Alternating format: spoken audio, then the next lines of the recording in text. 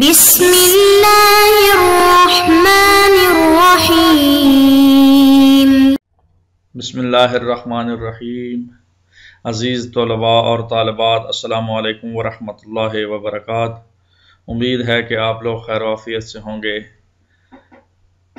عزیز طلباء، فقہی احکام کا سلسلہ جاری و ساری ہے اور اس کی دروس جو ہے وہ 22 مکمل ہو چکے۔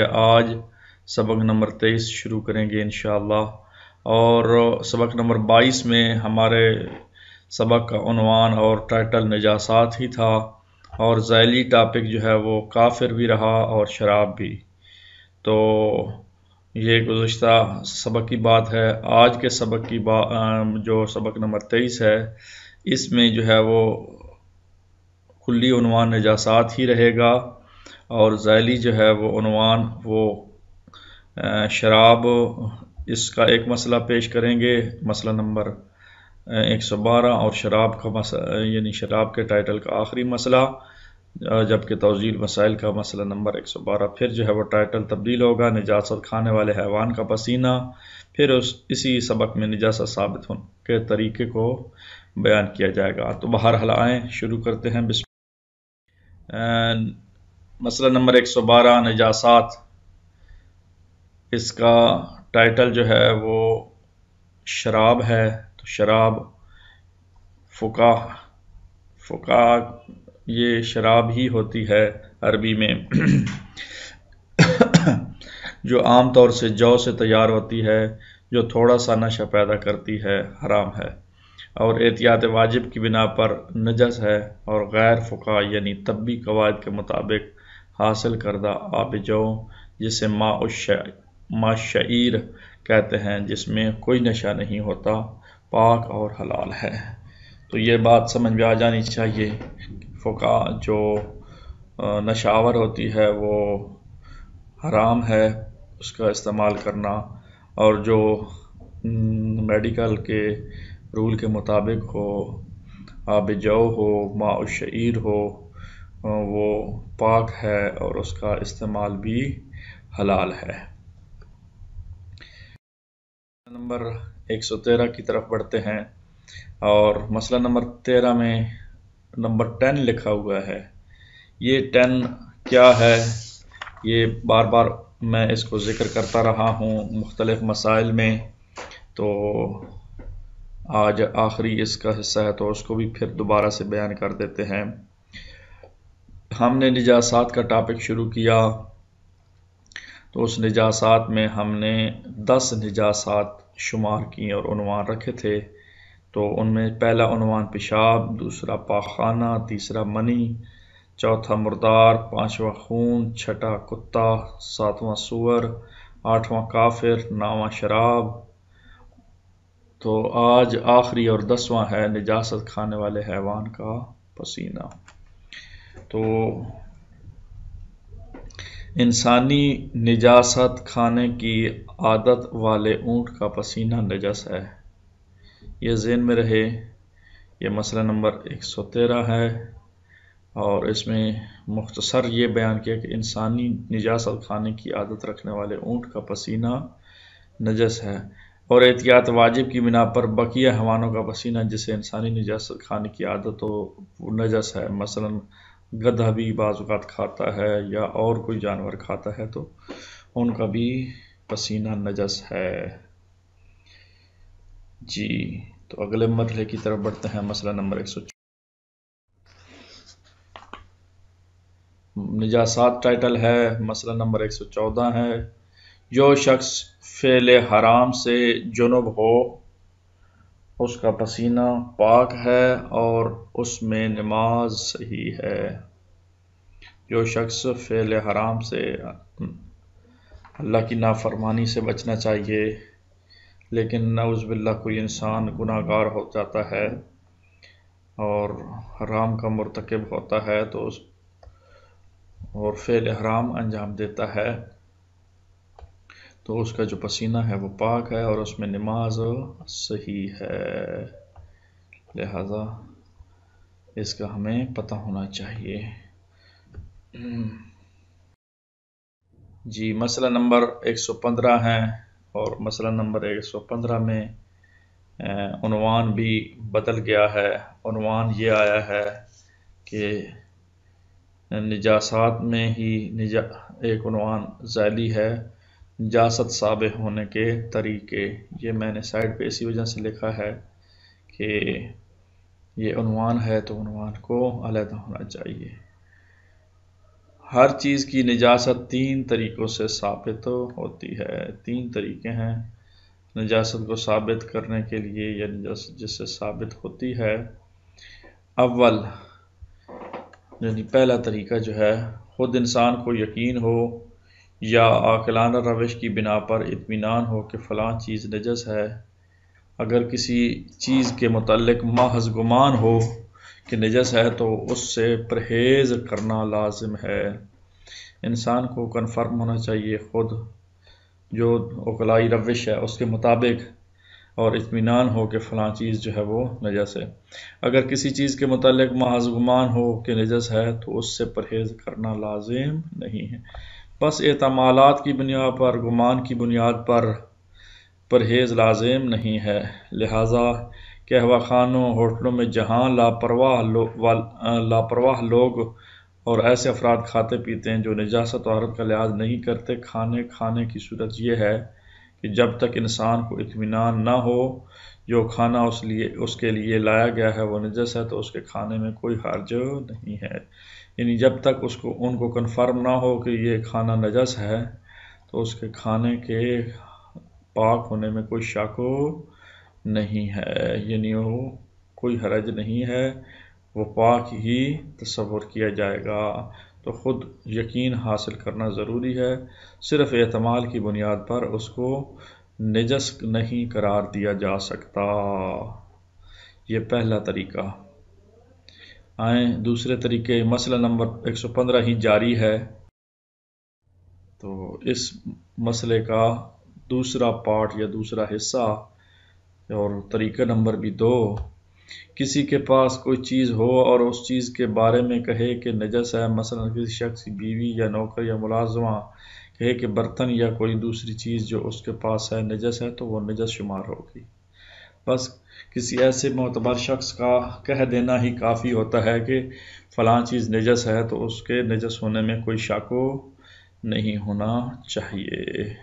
لہذا ایک تو پہلا طریقہ خود یقین ہو، دوسرا ایسا معتبر بندہ کہے جو جانتا ہو نجاست طہارت کو تو وہی کافی ہے وہ نجس شمار کرنے کے۔ اور مسئلہ نمبر 15 ہی ہے اور اس کا تیسرا پارٹ ہے، تیسرا حصہ اور طریقہ بھی تیسرا کہ نجاست ثابت ہونے کے 3 جو طریقے بیان کیے گئے ہیں ان میں سے تیسرا طریقہ۔ اگر 2 عادل آدمی کہیں کہ ایک چیز نجس ہے تو وہ نجس شمار ہوگی۔ پہلے خود یقین ہو، دوسرا کوئی اوتھینٹک بندہ کہہ دے۔ تیسرا طریقہ یہ ہے کہ 2 عادل آدمی کہیں کہ ایک چیز نجس ہے تو وہ نجس شمار ہوگی، بشرطے کہ اس کے نجس ہونے کی وجہ بیان کریں۔ جیسے یہ کہیں کہ یہ چیز خون یا پیشاب سے مل گئی ہے۔ اگر ایک عادل مرد یا قابل اعتماد شخص خبر دے اور اس کے کہنے سے اطمینان پیدا نہ ہو تو احتیاط واجب کی بنا پر اس چیز سے پرہیز کیا جائے۔ اگر 2 عادل آدمی کہیں کہ ایک چیز نجس ہے وہ نجس شمار ہوگی۔ شرط کون سی ہے اس کے نجس ہونے کی کہ وہ وجہ بھی بیان کر دیں۔ جیسے یہ کہیں کہ یہ چیز خون یا پیشاب سے مل گئی ہے یا خون یا پیشاب ان میں مل گیا ہے، تو اگر ایک عادل مرد یا قابل اعتماد شخص خبر دے اور اس کے کہنے سے اطمینان پیدا نہ ہو تو احتیاط واجب کی بنا پر اس چیز سے پرہیز کیا جائے۔ ایک آدمی نے کہا ہے لیکن اس کے کہنے کے اوپر یقین نہیں آیا تو پھر اس کو اگنور کیا جائے گا اور اس کے پرہیز لازم ہے۔ کہا تو ہے اس نے لیکن کنفرم نہیں کہا۔ یہاں تک تو تھا مسئلہ نمبر 115۔ اگلے مسئلے کی طرف اب بڑھتے ہیں۔ جی تو مسئلہ نمبر 116 ہے اور ٹائٹل اور عنوان نجاسات ہی ہیں، کیونکہ ہم نے ذیلی ٹائٹل جو ہے تبدیل کیا ہے نجاسات ثابت کرنے کے طریقے۔ تو اس میں یہ آتا ہے. بہرحال اس کا ایک پہلا مسئلہ ہے اور توضیح المسائل کا مسئلہ نمبر 116 ہے. اگر کوئی شخص مسئلے سے عدم واقفیت کی بنا پر یہ نہ جان سکے کہ ایک چیز نجس ہے یا پاک ہے، مثلا اسے یہ علم نہ ہو کہ چوہے کی مینگنی پاک ہے یا نہیں، تو اسے چاہیے کہ مسئلہ پوچھ لے، مسئلے کو کنفرم کر لے. لیکن اگر مسئلہ جانتا ہو، کسی چیز کے بارے میں اسے شک ہو کہ پاک ہے یا نہیں، مثلا اسے شک ہو کہ وہ چیز خود خون ہے یا نہیں، یا یہ نہ جانتا ہو کہ مچھر کا خون ہے یا انسان کا، تو وہ چیز پاک شمار ہوگی. جب تک اس کو کنفرم نہیں ہوتا نجس ہونے کا، اس وقت تک اس کے پاک والا. اور ویسے بھی حکم ہے کہ کل شیء طاہر حتی تعلم انہ نجس، اور اس کے بارے میں تحقیق کرنا، پوچھنا لازم بھی نہیں ہے. جی تو یہاں تک تھا مسئلہ نمبر 116.